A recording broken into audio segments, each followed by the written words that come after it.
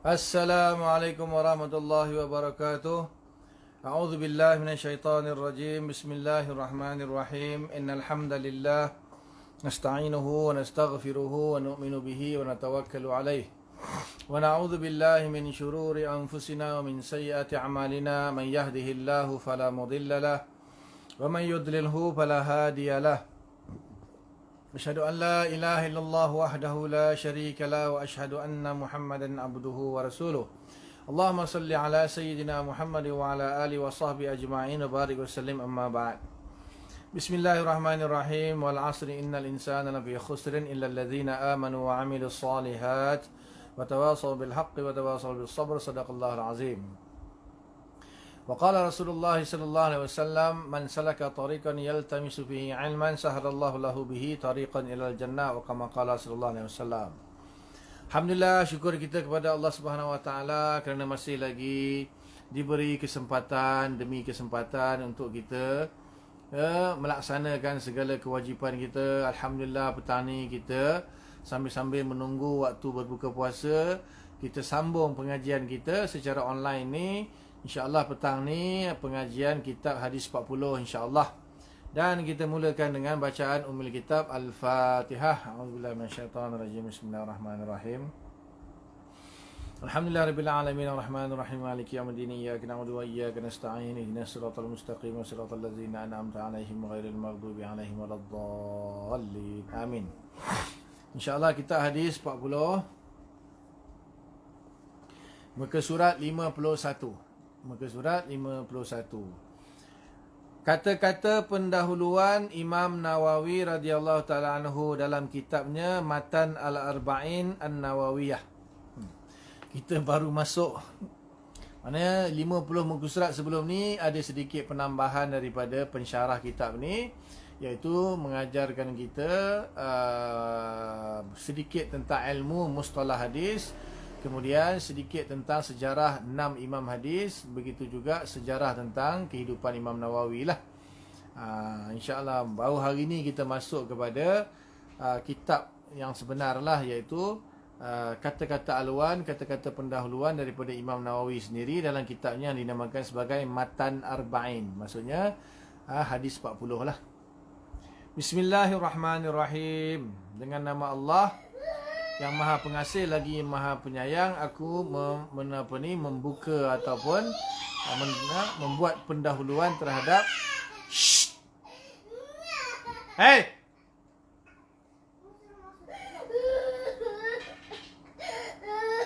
Kenapa kau bising? Kenapa kau bising? Mai apa punya? Apa namanya? Pisau kot tu, mai. Siapa punya? Biasalah kat rumah anak-anak. Bas apa yang baby punya?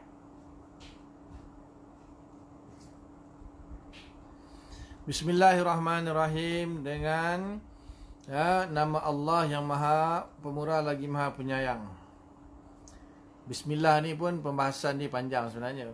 So ringkasnya setiap perkara itu akan kita dahulukan dengan Bismillah. Jadi Imam Nawawi memulakan kitab dia dengan lafaz Bismillah. So ada hadis yang mengatakan kullu amrin zibalin lam yubda bil bismillahirrahmanirrahim wa huwa aqta ataupun ajzam atau abtar.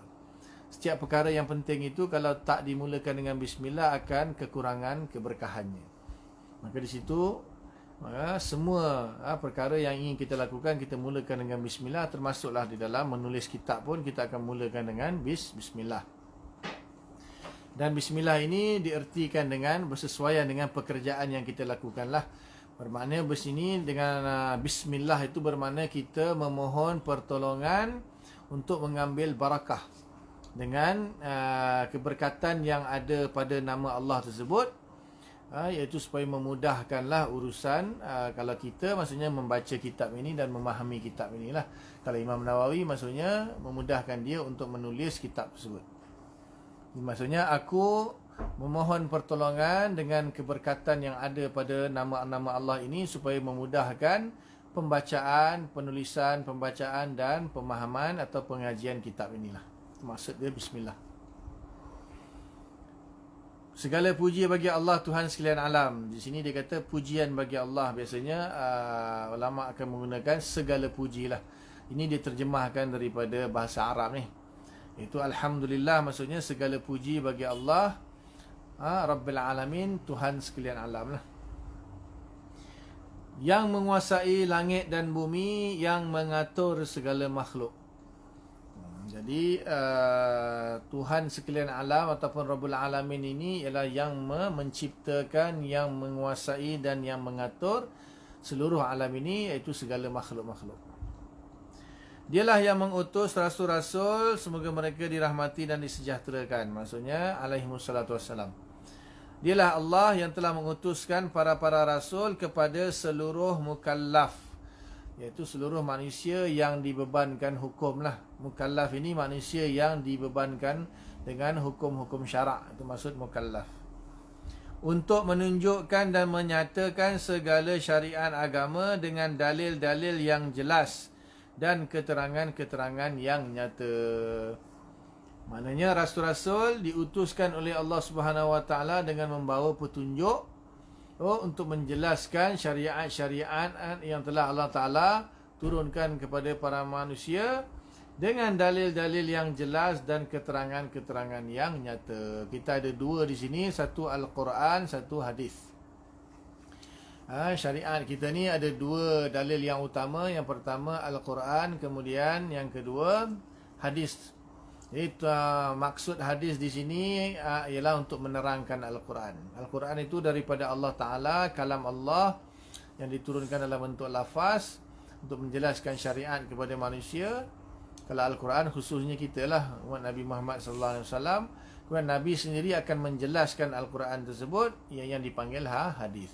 Kemudian setelah Nabi wafat, berlakulah dua lagi dalil yang dipanggil ijma', iaitu kesepakatan ulama, dan juga qiyas, iaitu kaedah untuk menghukumi perkara-perkara yang belum wujud di zaman Nabi.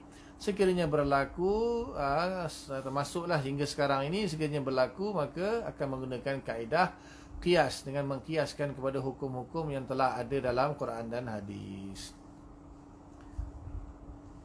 Saya puji Allah atas segala nikmatnya. Maksudnya aku memuji Allah. Biasa kita kan, di sini tulis saya. Maksudnya aku memuji Allah Subhanahu Wa Taala atas segala nikmatnya, dan aku memohon agar ditambahkan kurniaan dan kemuliaannya. Saya ubah-ubah sikit dia punya bahasa sebab bahasa dia tak sedap. Makna samalah, makna dia sama, sebab ini pun dia terjemah dalam daripada bahasa Arab. Jadi dia punya perkataan dia kurang sedap, saya ubah sikit lah, jangan marah. Maksudnya aku memuji Allah Subhanahu Wa Taala atas segala nikmatnya, dan aku memohon kepada Allah, aku senantiasa memohon kepada Allah agar ditambahkan kurniaannya dan kemuliaannya. Kata Imam Nawawi ni. So ni muqaddimah lah, muqaddimah. Saya mengakui, maksudnya aku mengakui bahawa tiada Tuhan yang layak disembah melainkan Allah, yang tunggal lagi perkasa, yang mulia lagi maha pengampun. Dan aku mengakui bahawa junjungan kita, yakni Muhammad sallallahu alaihi wasallam, adalah hamba-Nya dan rasul-Nya. Ini syahadah lah, dia terjemahkan syahadah, iaitu asyhadu an la ilaha illallah. Maksudnya selalunya aku bersaksi lah kalau bahasa kita, bahasa Malaysia. Sebab yang pengarang tak silap saya Singapura kot, tak silap saya, mungkin. Aku bersaksi bahawa tidak Tuhan yang layak disembah melainkan Allah, yang maha tunggal lagi maha perkasa, yang maha mulia lagi maha pengampun. Dan aku bersaksi bahawa junjungan kita, iaitu Nabi Muhammad sallallahu alaihi wasallam, adalah hamba-Nya dan juga rasul-Nya, yang dicintainya dan temannya makhluk dan juga makhluk yang paling utama. Jadi ditambah di sini, iaitu Nabi Imam mengatakan bahawa Rasulullah adalah makhluk yang dicintai oleh Allah Subhanahu Wa Taala dan juga makhluk yang paling utama. Temannya maksudnya kekasihnya lah, kekasihnya dan juga makhluk yang paling utama. Yang mana Nabi Muhammad sallallahu alaihi wasallam itu dimuliakan dengan Al-Quran yang gagah. Al-Quran yang gagah katanya. Maksudnya boleh kita kata di sini macam mana? Dia ada Arab dia tu. Saya boleh buka kitab Arab dia tu. Maksudnya di sini yang Al-Quran yang gagah tu jaranglah kita orang Melayu kata Al-Quran yang gagah. Maksudnya yang kukuh. Al-Quran yang kukuh, yang sentiasa melemahkan manusia, menirunya berganti tahun beralih masa. Itu saya tak berapa minat sangat baca kitab terjemahan ni. Dia orang terjemah ikut sukati dia je. Bahasa pelik-pelik dia terjemah. Maksudnya di sini Allah Ta'ala memuliakan Nabi Muhammad sallallahu alaihi wasallam iaitu dengan memberikan beliau mukjizat yang berupa Al-Quran. Al-Quran yang begitu kita kata Al-Quran yang inilah yang kukuh, yang mantap. Yang sentiasa melemahkan manusia, menirunya. Berganti tahun beralih masa. Maksudnya Al-Quran ini sentiasa bukan sentiasalah kita kata Allah Ta'ala ketika menurunkan Al-Quran, Allah Ta'ala mencabar manusia ketika itulah. Dan kecabaran itu berlangsung sampai hari kiamat. Maksudnya Allah katakan, Fa'tu bisuratim min mithli. Kalau kamu tak percaya Al-Quran ini datang dari Allah, bukanlah ciptaan Muhammad, maka datangkanlah Al-Quran. Dalam ada 3 cabaran. Yang pertama Allah kata datangkan sepenuh Al-Quran.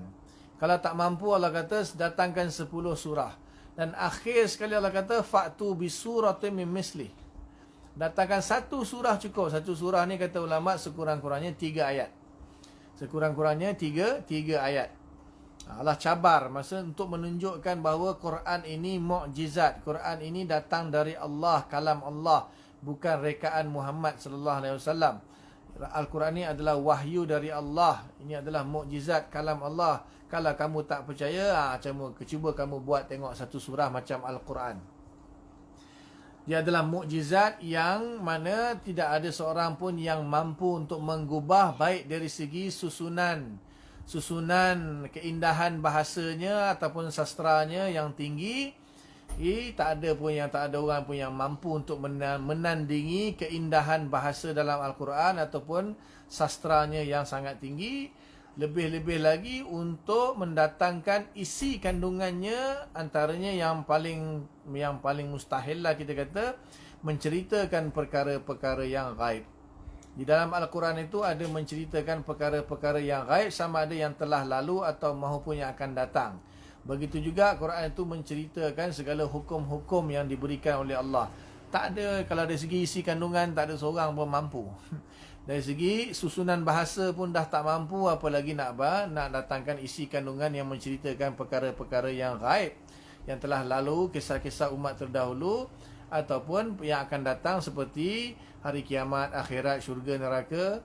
Lagilah tak mampu nak buat. Maka itu dikatakan mukjizat. Dikatakan melemahkan. Sebab makna mukjizat itu sesuatu yang melemahkan. Mukjizat itu ialah sesuatu yang melemahkan. Maksudnya melemahkan orang-orang yang mencabarnya, yang dicabar oleh Allah Ta'ala untuk mendatangkan seumpama Al-Quran.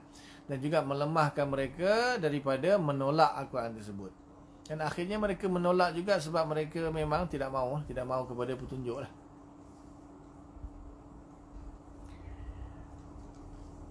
Berganti tahun beralih masa, maksudnya sepanjang masa lah.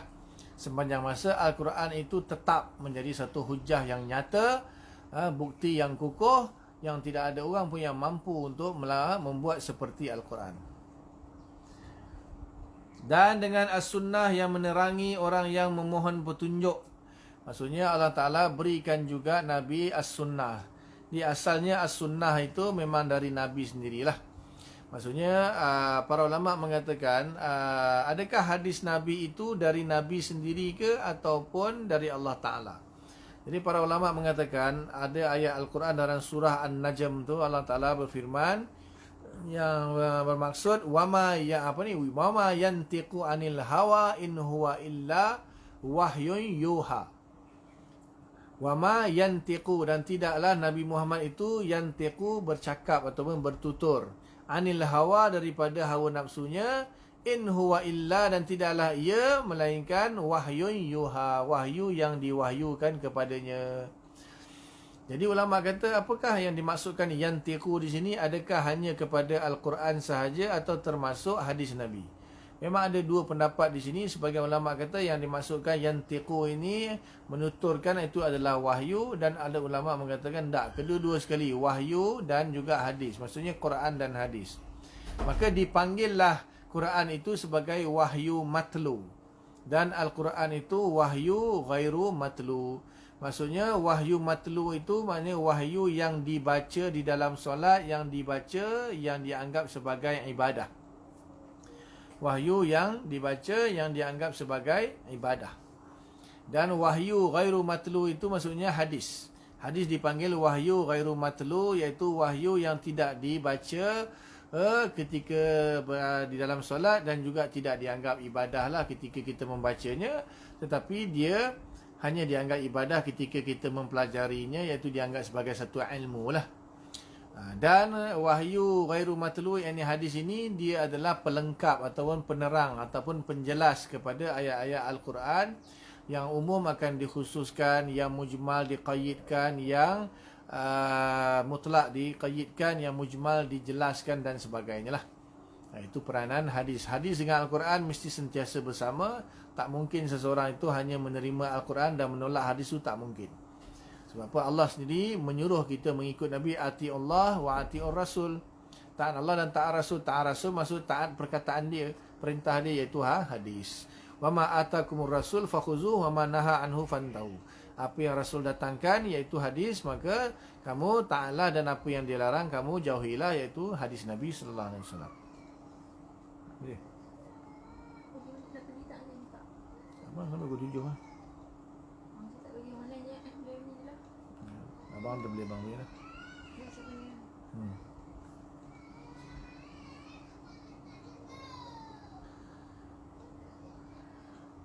As-sunnah yang menerangi orang yang memohon petunjuk. Maksudnya Al-Quran dan hadis ini hanya akan memberi faedah kepada orang-orang yang inginkan petunjuk. Kalau orang yang memang dia mencari petunjuk, maka Al-Quran dan hadis itu akan memberi manfaat kepada dia, akan menerangkan apa yang dia inginkan. Kalau orang tu tidak mahu kepada petunjuk, maka Al-Quran dan hadis pun tak ada faedah untuk dia. Yang diistimewakan dengan kesempurnaan perkataannya, yang diistimewakan dengan kesempurnaan perkataannya, sedikit lafaznya, lengkap pengertiannya. Dipanggil dalam mukadimah tu, Imam Nawawi sebut jawami'il kalim. Bijawami'il kalim, iaitu Nabi ini dimuliakan, diberi keistimewaan dengan jawami'il kalim. Apa itu jawami'il kalim? Iaitu perkataan yang ringkas tetapi padat dengan makna. So hadis Nabi ni dia ringkas tapi padat dengan makna, dan dia pun bukan mudah untuk dipahami lah sebenarnya. Hanya ulama sahaja yang dapat memahami makna-makna Al-Quran dan hadis. Orang biasa tak mungkin dapat faham Quran dan hadis dengan mudah. Apa?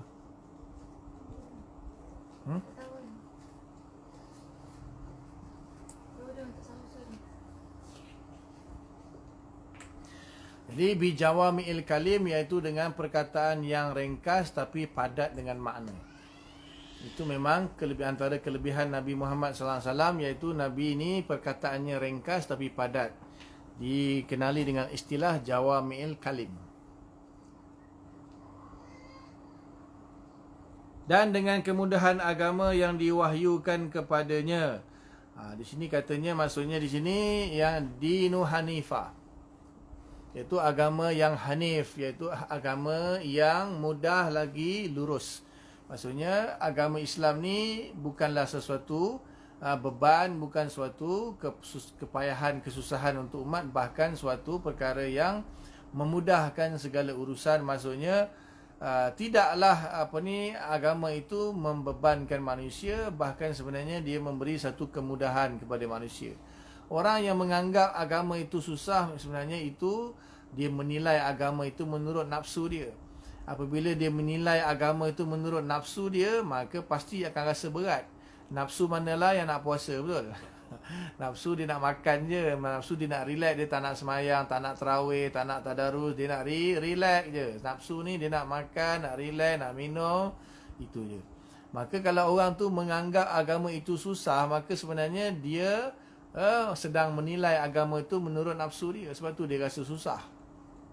Tapi kalau dia melihat secara luas dalam agama yang Allah turunkan itu, bayangkanlah kalau tak ada agama Islam, pasti dunia ni huru-hara. Kalau tidak ada peraturan yang dikenakan oleh Allah Ta'ala kepada manusia ni, manusia boleh buat suka hati dia, hancur manusia ni, huru-hara. Kalau tak ada agama akan jadi huru-hara manusia ni. Dia akan buat sesuka hati, wanita akan dikahwin sesuka hati, tak ada hukum. Dia macam-macam lah, boleh bayangkan sendirilah. Tanpa agama ni manusia akan huru-hara. Jadi Allah Ta'ala turunkan agama ini untuk menjadi aturan hidup manusia, untuk memudahkan hidup manusia. Tetapi orang yang suka ikut hawa nafsu, dia akan rasa agama ni susah lah. Dia akan rasa agama ni susah. Sedangkan agama ni Dinu Hanifah, maksudnya agama yang mudah.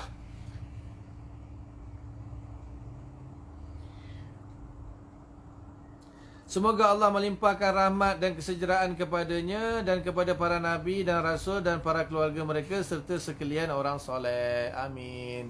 Semoga Allah Ta'ala memberi rahmat ta'zim kepada Nabi Muhammad SAW, ahli keluarganya, sahabat-sahabatnya dan juga para orang-orang yang soleh yang mengikuti Nabi sampai ke hari kiamat. Amma ba'du, sesudah itu, kami telah meriwayatkan daripada Ali bin Abi Talib, Abdullah bin Mas'ud.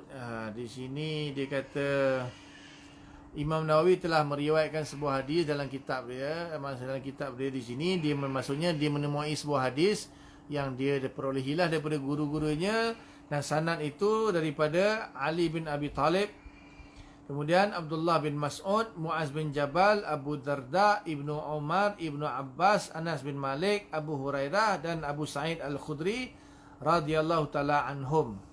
Di sini Imam Nawawi meriwayatkan sebuah hadis daripada disebut sahabat sajalah, ramai ni. Berapa orang tu? Sayyidina Ali radhiyallahu taala anhu, Abdullah bin Mas'ud, Muaz bin Jabal, Abu Darda, Ibnu Umar, Ibnu Abbas, Anas bin Malik, Abu Hurairah, Abu Sa'id Al-Khudri. 9 orang sahabat. Hadis ini diriwayatkan oleh 9 orang sahabat dari jalan yang banyak dan riwayat yang bermacam-macam. Macam sahabat tersebut mempunyai masing-masing mempunyai pelbagai sanad lah. Masing-masing mempunyai pelbagai sanad dan riwayat yang bermacam-macam bahawa Rasulullah sallallahu alaihi wasallam bersabda, "Man hafiza ala ummati arba'ina hadisan min amri diniha ba'athahullahu yaumal qiyamah fi zumratil fuqaha'i wal ulama." Yang bermaksud barang siapa yang menghafaz. Di sini lafaz dia memanglah man hafiza, maka dia terjemahkan secara literal, iaitu barang siapa yang menghafaz. Nanti akan dijelaskan apa makna dia. Barang siapa yang menghafaz kerana umatku 40 hadis. 40 hadis. Dari urusan agamanya, nescaya Allah akan membangkitkan dia pada hari kiamat dalam golongan fuqaha, iaitu ahli fiqah dan ulama. Dalam satu riwayat dikatakan ba'asahullahu faqihan aliman. Dalam riwayat yang lain mengatakan Allah akan membangkitkan dia sebagai seorang ahli fiqh dan juga orang alim. Dan dalam riwayat Abu Darda radhiyallahu anhu dikatakan pula wa kuntu lahu yaumal qiyamati syafi'an wa syahidan. Dan adalah aku, yakni Nabi SAW, pada hari kiamat menjadi penolong dan saksi baginya, bagi orang yang menghafal 40 hadis tersebut. Dalam riwayat Ibnu Mas'ud radhiyallahu anhu dikatakan qila lahu udkhulu min ayyi abwabil jannah syi'ta. Dikatakan kepadanya, masuklah ke pintu syurga manapun yang engkau suka. Dan dalam riwayat Ibnu Umar radhiyallahu anhu pula dikatakan kutiba fi zumratil ulama'i wa husyira fi zumratil syuhada'i. Dituliskan dalam golongan ulama dan dikumpulkan ke dalam lingkungan para syuhada, yakni orang-orang yang mati syahid. Okey. Itu hadis dia lah. Itu hadis dia dalam beberapa riwayat. Ada beberapa lafaz yang agak berlainan di situ. Maksudnya orang yang menghafaz 40 hadis. Sekarang ni apa maksud menghafaz 10 hadis tu? Para ulama yang menghafaz hadis sepakat mengatakan bahawa hadis ini sebagaimana yang telah disebut dhaif belaka. Semua hadis yang diriwayatkan oleh 9 sahabat tadi dengan pelbagai riwayat, pelbagai turuk, semuanya dhaif. Sepakat kata Imam Nawawi. Sekalipun jalan riwayatnya banyak. Banyak ulama yang telah mengarang kitab-kitab yang mengandungi 40 buah hadis yang mana jumlahnya tiada dapat dihitung. Maksudnya walaupun hadis ini dhaif sanad-sanadnya tetapi banyak. Jadi oleh kerana banyak riwayatnya walaupun dhaif tapi dia saling menguatkan antara satu sama lain, yang mana para ulama beramal dengan hadis dhaif ini. Awal-awal lagi Imam Nawawi sudah pun mendatangkan hadis yang dhaif. Tetapi didatangkan riwayat ini daripada 9 orang sahabat. Walaupun dhaif tetapi diriwayatkan oleh 9 orang sahabat dan ulama mengamalkan hadis ini. Maksudnya disebabkan hadis inilah para ulama mengarang hadis 40. Mengarang kitab hadis 40, termasuklah Imam Nawawi sendiri mengarang hadis 40 ini semata-mata kerana ingin beramal dengan hadis yang dhaif ini. Ini menunjukkan bahawa sebahagian hadis dhaif itu boleh diamalkan. Imam Nawawi sendiri pun mengamalkan hadis dhaif ini kerana hadis dhaif itu boleh diamalkan di dalam beberapa perkara lah. Di sini bukanlah perkara yang hukum hakam yang wajib. Di sini hanya sekadar untuk mendapatkan pahala yang dijanjikan daripada hadis tersebut, iaitu yang kita baca tadi. Hadis ini mengatakan bahawa siapa yang menghafaz 40 hadis maka akan dibangkitkan bersama dengan golongan fuqaha ataupun ulama. Cuma yang di sini yang akan kita bahaskan, apakah yang dimaksudkan dengan menghafaz. Hafizah itu maksudnya, hafizah itu dikatakan menghafaz tu apa maksud dia?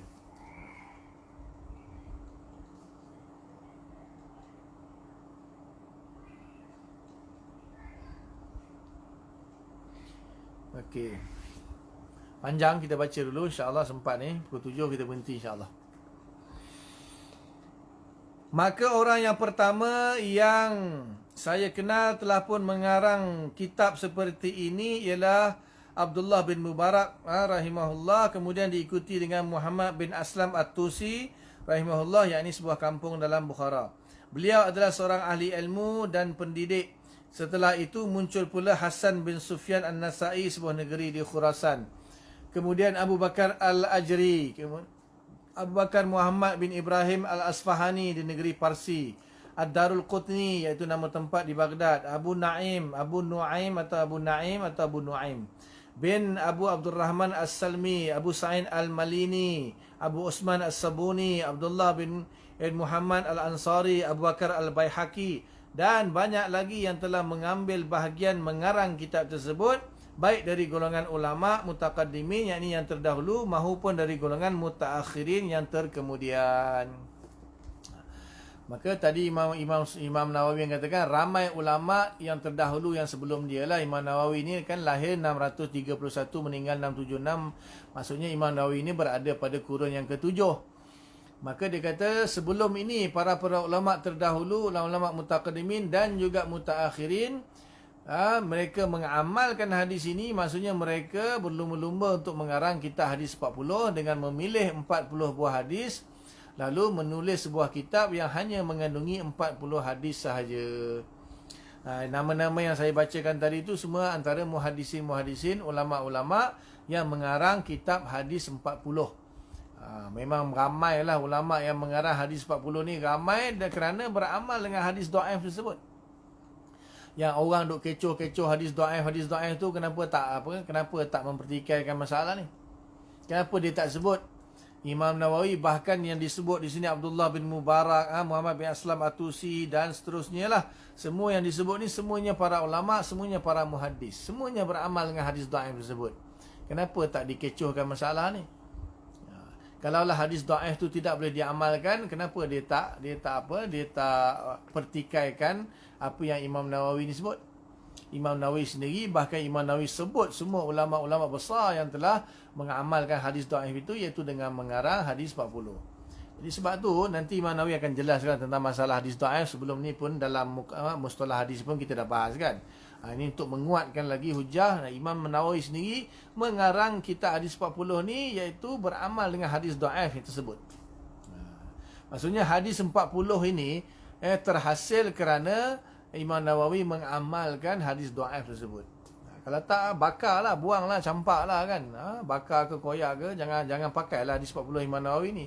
Boleh dikatakan hampir seluruh dunia memakai kitab hadis 40 Imam Nawawi ni. Bahkan hadis 40 imam-imam yang lain. So kalau hadis dhaif itu tidak boleh diamalkan, kenapa kau pakai kitab hadis 40 ni? Dia orang pun sama je, pakai je. Gunakan juga kitab hadis 40 Imam Nawawi ni, bahkan hadis 40 yang lain-lain. So kalau duk kecoh sangat hadis dhaif tak boleh amal, kenapa tak menentang benda ni? Faham Dan saya, yakni Imam Nawawi rahimahullah ta'ala, telah memohon kepada Allah supaya dapat pula mengumpul sebanyak 40 hadis mengikuti jejak mereka, imam-imam yang berilmu pengetahuan lagi menghafal tentang hukum-hukum Islam. Nah, Imam Nawawi kata, aku berdoa supaya Allah beri dia taufik untuk dia pun dapat mengumpulkan kitab hadis 40. Sesungguhnya para ulama telah sepakat mengatakan bahawa hadis-hadis yang dhaif itu boleh diamalkan dalam urusan fadail a'mal, iaitu keutamaan amalan-amalan. Imam Nawawi kata apa? Sepakat. Ijma' ulama' mengatakan hadis dhaif itu boleh diamalkan di dalam urusan fadail amal atau fadilat amal, ataupun maksudnya kelebihan beramal. Namun demikian, saya sendiri tidak berpegang kepada hadis itu, tetapi kepada sabdanya pada hadis-hadis sahih, iaitu liyuballighu syahidu minkumul ghaib. Hendaklah orang yang hadir daripada kamu menyampaikan kepada orang yang tidak hadir. Dan juga sabda Rasulullah sallallahu alaihi wasallam, naddarallahu imra'an sami'a maqalati fawa'aha fa'addaha kama sami'aha. Iaitu yang bermaksud Allah Ta'ala akan mencermelangkan, maksudnya memberi cahaya atau membagus. Naddara ni ulama menerjemahkan kepada memberi cahaya.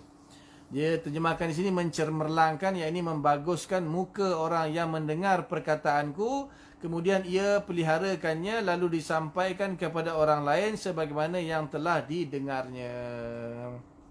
Okey. So Imam Nawawi kata, sebenarnya aku tidaklah semata-mata berpegang kepada hadis dhaif tadi. Sebenarnya yang menjadi pendorong untuk dia mengarang kitab-kitab hadis ini bukanlah hanya semata-mata hadis dhaif yang kata hadis siapa hafal hadis 40 tadi. Dia kata ada hadis-hadis yang lain yang sahih, yang mana Rasulullah bersabda, hendaklah orang yang hadir menyampaikan kepada yang gaib. Ini dalam petikan daripada khutbah Nabi ketika Haji Wada'. Ketika Haji Wada' tu Nabi menyampaikan falyuballigh syahidu minkumul ghaib. Orang yang hadir di sini taklah menyampaikan kepada orang yang gaib, maksudnya orang yang tidak ada, maksudnya pada generasi akan datang lah. Maka Nabi berpesan, maknanya hendaklah kamu menyampaikan ilmu-ilmu ini kepada mereka-mereka yang tidak hadir, yang gaib, yang akan datang lah, generasi akan datang. Jadi maknanya hadis dhaif ini dia ada sandaran dia hadis yang sahih. Maknanya hadis yang dhaif tadi dia hanya berkemungkinan dhaif dari sudut menetapkan jumlah 40 hadis tadi, dan juga mendatangkan iaitu kelebihan dia akan dibangkitkan bersama dengan golongan fuqaha dan ulama. Tetapi di dalam menyampaikan hadis itu sendiri ada dalil-dalil yang sahih, iaitu antaranya kata Imam Nawawi di sini Nabi memerintahkan supaya kita menyampaikan ilmu kepada orang lain. Begitu juga Nabi mengatakan dalam sebuah hadis yang lain, Nabi kata Allah akan memberi cahaya kepada orang-orang yang mendengar perkataanku. Sami'a maqalati, mendengar perkataan Nabi, iaitu hadis Nabi lah. Fawa'aha, dan dia memeliharanya. Fa'addaha kama sami'aha, dan dia menyampaikan seperti mana yang dia dengar. Jadi setiap hadis yang kita dengar, kita sampaikan. Jadi Imam Nawawi kata, bukanlah dia mengarang hadis 40 ni semata-mata kerana hadis dhaif tadi, tetapi dikuatkan juga, maksudnya sandaran dia yang lebih utama itu adalah hadis-hadis yang disebutkan tadi yang sahih, iaitu Tujuannya semata-mata untuk menyampaikan ilmu ataupun menyampaikan hadis Nabi seperti mana yang dia dengar. Sebab itu Imam Nawawi dia tak karang 40 hadis, dia karang 42 hadis. Kalau tuan-tuan kira hadis dalam ni dia 42. Jadi ulama memberi bermacam-macam komen. Kenapa Imam Nawawi dia mendatangkan 42 hadis bukan 40? Ada yang mengatakan bahawa hadis yang pertama itu muqaddimah, hadis yang terakhir itu penutup. Jadi di tengah-tengahnya 40 hadis. Hadis yang pertama innamal amalu binniyat itu muqaddimah saja. Kemudian tengah-tengahnya 40 hadis dan akhir sekali hadis penutup. So sebab tu jadi 42. Ada ulama kata tak, saja je Imam Nawawi letakkan 42 sebab apa hadis dhaif tadi kan kata 40. Jadi Imam Nawawi nak tunjukkan bahawa dia taklah mengikut hadis itu sebenar-benar ikut, maksudnya 40 betul-betul. So dia jadikan 42 supaya lari sikit lah daripada hadis dhaif tu. Tak jadi 40, maksudnya tak ikut 100% hadis dhaif tu. Dia ikut hadis yang umum, iaitu Nabi kata siapa yang menyampaikan hadisku akan dapat mukanya akan diberi cahaya oleh Allah Ta'ala, maka 42 pun okey lah. Itu ada pendapat ulama mengatakan demikianlah.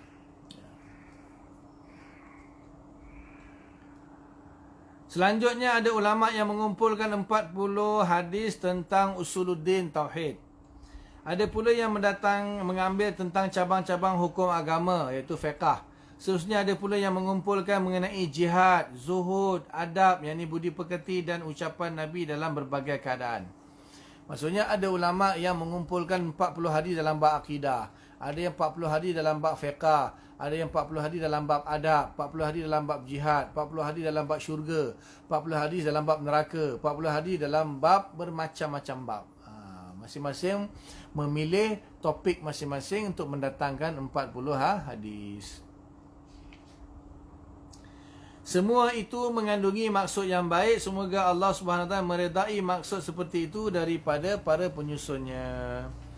Dan saya berpendapat bahawa kumpulan 40 buah hadis yang lebih penting dari segala itu, iaitu satu kumpulan hadis yang mengandungi segala yang tersebut, dan tiap-tiap hadis itu mempunyai kaedah yang penting mengenai kaedah-kaedah agama yang oleh ulama menegaskan bahawa pusat peredaran hukum ataupun asas, pusatnya maksudnya asas peredaran hukum Islam terletak padanya, atau 1/2 atau 1/3 atau seumpamanya daripada hukum itu adalah daripadanya. Jadi Imam Nawawi kata, aku punya tujuan pula, aku punya maksud untuk menyusun 40 hadis ini bukan seperti ulama yang tadi. Ada yang kumpul tentang akidah, ada yang kumpul tentang fiqh, ada yang kumpul tentang adab, ada yang kumpul tentang syurga, jihad dan sebagainya. Kalau aku, dia kata, aku akan kumpulkan 40 hadis yang menjadi asas dalam agama Islam. Yang mana hadis-hadis tersebut merupakan usul-usul bagi setiap cabang yang ada dalam agama Islam. Agama Islam ni kan kita ada usul dia, kita ada furu' dia. Jadi kata Imam Nawawi, aku akan kumpulkan hadis-hadis yang menjadi asas bagi setiap bidang agama. Hadis-hadis yang menjadi tonggakan utama, yang mana dalam hadis itu boleh dihuraikan segala hukum-hukum agama. Maksudnya dia pilih asas yang paling penting lah. Maksudnya Imam Nawawi memilih hadis-hadis yang menjadi usul kepada agama Islam itu sendiri. Maknanya ada yang kumpulkan syurga saja, jihad saja, atau tauhid saja, fiqh saja. Tetapi Imam Nawawi kata, aku kumpulkan hadis 40 yang mana hadis ini menjadi tonggak utama ataupun hadis yang menjadi usul bagi agama Islam secara keseluruhannya. Itu Imam Nawawi punya poin di dalam mengumpulkan hadis 40. Zara main pisau basket dan lagi. Dan saya dalam hubungan ini mengutamakan hadis yang sahih saja dalam kumpulan hadis yang 40 ini, yang kebanyakannya terdapat dalam kitab Sahih Bukhari dan Muslim. Dan sanad-sanad hadis itu tidak saya sebutkan supaya mudah menghafaznya dan meliputi manfaatnya insya-Allah taala. Dan kerana ini pula saya terangkan pengertiannya di akhir hadis yang mengandungi perkataan yang sukar. So Imam Nawawi kata dia datangkan 40 hadis, kebanyakannya yang sahih, yang diambil daripada Bukhari Muslim, dan dia buang sanad dia lah. Imam Nawawi membuang sanadnya. Dia kata sanadnya aku tak sebut supaya boleh hafal teruslah dia punya hadis dia. Dan kalau nak tengok sanad dia, rujuk baliklah kepada kitab Bukhari Muslim, kitab-kitab yang diambil kitab asal itu, di situ boleh rujuk sanad dia kalau nak rujuk lah. Dan Imam Nawawi kata dia akan komen sikit pada akhir hadis, kalau ada perkataan-perkataan yang sukar dia akan komen sikit lah.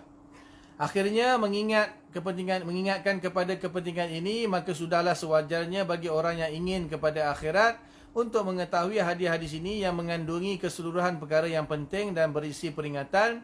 Dan dalam segala urusan ketaatan, hal ini adalah jelas bagi mereka yang sudi memerhatikannya dengan penuh minat.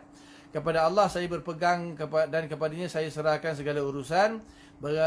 Baginya lah pujian dan nikmat, dan dengan kudrahnya terdapat taufik dan ismah, yakni pemeliharaan. Jadi Imam Nawawi mengatakan bahawa akhirnya aku serahkanlah kepada Allah Ta'ala di dalam urusan mengarang kitab ini. Mudah-mudahan Allah Ta'ala membimbing aku di dalam mengalang ini dan memelihara aku daripada melakukan kesilapan di dalam mengarang hadis ini. Okey, selesai mukadimahnya, kita akan masuk kepada hadis pertama pada pertemuan akan datang insya-Allah.